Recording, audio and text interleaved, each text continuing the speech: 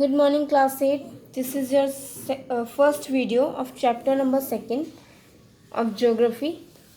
Natural resources, land, soil and water. इस chapter में हम पढ़ेंगे अपने नेचुरल रिसोर्सेज के बारे में, land, soil and water. Natural resources क्या होता है? जो हमारे प्राकृतिक संसाधन होते हैं. कौन कौन से होते हैं? लैंड, भूमि, सॉइल एंड वाटर. ये हमारे जो हैं नेचुरल रिसोर्सेज होते हैं. इनके बारे में इस चैप्टर में पढ़ेंगे. Natural resources are crucial for the economic development of a region और आर कंट्री. जो नेचुरल रिसोर्सेज होते हैं वो बहुत इम्पॉर्टेंट होते हैं. किस लिए? हमारी इकोनॉमिक, हमारी आर्थिक डेवलपमेंट के लिए, किसी भी कंट्री की और किसी भी क्षेत्र के आर्थिक स्थिति को सुधारने के लिए जो हमारे नेचुरल रिसोर्सेज होते हैं वो बहुत इम्पॉर्टेंट होते हैं. Distribution of resources of various type throughout the world is highly uneven. जो resources हैं उनका जो distribution है throughout the world वो बहुत ही हाई लेवल पर है.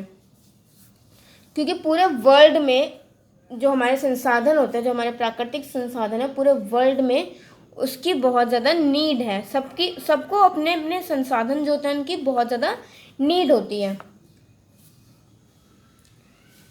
The 4 domains of the earth are. Earth की जो 4 डोमेन्स हैं वो कौन कौन सी होती हैं? Lithosphere, hydrosphere, atmosphere and biosphere. The existence of life on the earth is confirm to a narrow zone of contact of land, water and air. The distribution of land, water and air varies from place to place on the earth. Earth पर हमें अपनी life को exist करने के लिए हमें क्या चाहिए होता है? हमें 3 चीज़ की नीड होती है, लैंड की, वाटर की और एयर की. अब जो the distribution of land, water and air various, जो लैंड, वाटर, एयर है वो अर्थ पर सभी जगह पर है. प्लेस टू प्लेस सभी जगह पर ये तीनों चीज़ें होती हैं. The concentration of the people in the world is determined by the nature of land, climate and soil. अब जो पूरे वर्ल्ड में जो कंसंट्रेशन है लोगों का वो किस पर है? क्या चीज़ें होनी चाहिए उनको, क्या चीज़ की नीड होती है पूरे वर्ल्ड में? उनका कंसंट्रेशन सिर्फ एक ही चीज़ पर है. क्या चीज़ें उनको मिलनी चाहिए? लैंड मिलनी चाहिए उनको, क्लाइमेट मिलना चाहिए और सॉइल, वाटर और दूसरे कुछ प्राकृतिक संसाधन जिनकी हमें नीड होती है, जो हमारे लिए ज़रूरी होते हैं. Every part of the earth is not conducive for human settlement. अब देखो, ये सारे पार्ट्स वही लोग ढूंढते हैं. क्यों ढूंढते हैं? ये सारे किसी भी पार्ट में जाकर क्यों नहीं रह लेते अर्थ पर? वो किसी भी पार्ट में जाकर नहीं रह सकते क्योंकि जो सारे जो नेचुरल रिसोर्सेज हैं हमारे वो अर्थ पर सभी पार्ट में अवेलेबल नहीं है. ये अवेलेबल तो है बट सभी जो पार्ट हैं उसमें इंसान जाकर नहीं रह सकते, वहाँ पर अपना सेटलमेंट नहीं कर सकते. उनको अपने अकॉर्डिंग ये पार्ट्स पूरे वर्ल्ड में ये पार्ट्स को देखना पड़ता है. वो कहीं पर भी जाकर नहीं रह सकते क्योंकि जो क्षेत्र, सारी जो जगह है वो ह्यूमन सेटलमेंट के लिए नहीं है. आगे हम पढ़ते हैं लैंड रिसोर्सेज के बारे में. Land is the most basic resource because we live on it. अब जो लैंड है, जो भूमि, धरती जो है हमारी, वो सबसे बेसिक रिसोर्स है क्योंकि हम उस पर रहते हैं. अगर लैंड नहीं होगी तो हम रहेंगे कहाँ? घर कहाँ बनाएंगे? राइट. तो फिर लैंड जो है वो बेसिक रिसोर्स है जो जिसकी सभी को नीड होती है. Land supports forest and pastures and provides the base for agriculture and various other human activities. Land जो है वो क्या करता है?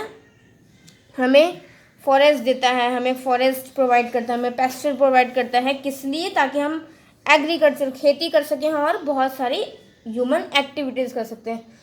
ह्यूमन एक्टिविटीज़ लाइक कुछ भी कर सकते हैं, हम खेती कर सकते हैं और बहुत सारी चीज़ें जो फिर कर सकते हैं लैंड के ऊपर. Depending on the characteristics of the land available for human use and the needs of the people, every country develops its own pattern of land use.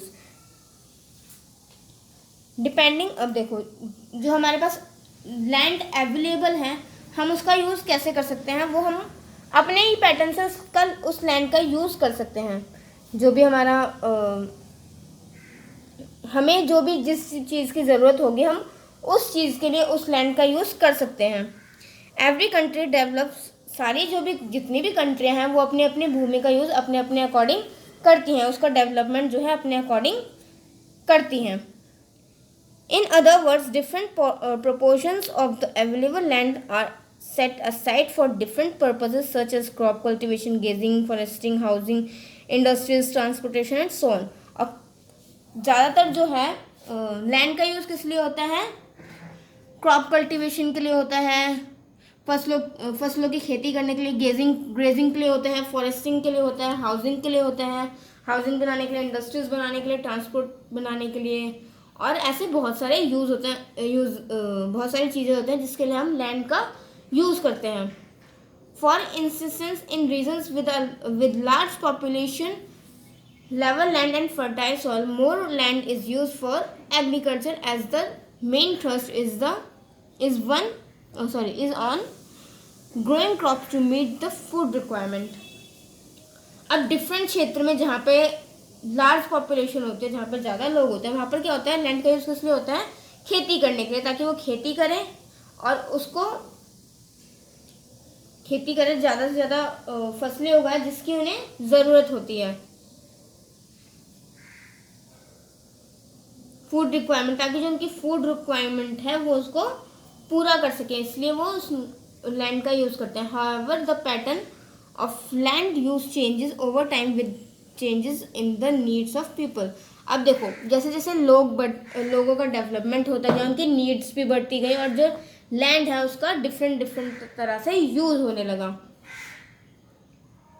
दस as the human population in growing, जैसे जैसे जो human population है वो बढ़ती है, वैसे वैसे forested lands are being cleared जो to make room for crop fields, housing, factories, roads and so on. अब जैसे जैसे पॉपुलेशन बढ़ रही है लोगों की, तो फिर जो लैंड है, जैसे कि लैंड पर हमारा क्या क्या प्रोवाइड करता है, लैंड हमें फॉरेस्ट प्रोवाइड करता है। तो जैसे जैसे लोग बढ़ रहे हैं, जैसे जैसे पॉपुलेशन बढ़ रही है, वैसे वैसे फॉरेस्ट को काटा जा रहा है, ताकि क्यों काटा जा रहा है, फॉरेस्ट को क्लीन किया जा रहा है। क्यों किया जा रहा है? क्योंकि जब फॉरेस्ट क्लीन हो जाएगा, जब पेड़ नहीं होंगे, तो फिर उन खाली जगह पर क्या होगा, घर बनेंगे, क्योंकि पॉपुलेशन बढ़ेगी तो उनको भी तो घर चाहिए, उन लोगों को भी तो घर चाहिए रहने के लिए। तो फिर वो जंगल को काट कर अपने लिए होम्स बनाते हैं, रोड्स बनाते हैं और फैक्ट्रीज बनाते हैं। फैक्ट्रीज क्यों बनाते हैं? ताकि उनको रोजगार मिले, वो अपना काम करें। Again, in very heavily populated area where housing is the prime and need even lands that for earlier use for growing crops and are being converted into residential areas. अब वो areas जहाँ पर ज़्यादा पॉपुलेशन है, वहाँ पर क्या करते हैं वो लोग, पेड़ पौधे काट कर एग्रीकल्चर जो वो करते हैं, फसलें जो उगाते हैं उसको बंद कर कर क्या करते हैं वो लोग, घर बना देते हैं वहाँ पर रहने के लिए।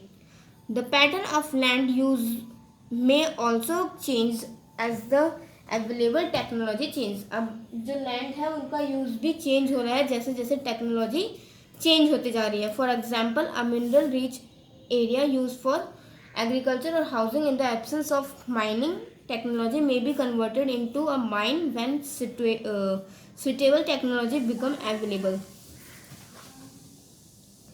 एग्जाम्पल क्या है, मिनरल रिच एरिया, जहाँ पर कि एग्रीकल्चर होती थी, वहाँ पर क्या हो रहा है, वहाँ पर अब माइनिंग जो टेक्नोलॉजी है उसकी एब्सेंस की जगह वहाँ पर क्या हो रहा है, हाउसेस बन रहे हैं, घर बन रहे हैं वहाँ पर। सोन फैक्ट्रीज में be built in the areas, बहुत जल्दी वहाँ पर फैक्ट्रीज बनने वाली हैं, बन गई हैं। मतलब क्या होता है, जैसे कि जहाँ पर पहले एग्रीकल्चर फसलें उगाई जाती थी, खेती होती थी, वहाँ पर क्या होने लगा, वहाँ पर घर बनने लगे लोगों के लिए, फैक्ट्रीज बनने लगी, रोड्स बनने लगे, क्योंकि जो हमारी पॉपुलेशन है वो बढ़ गई।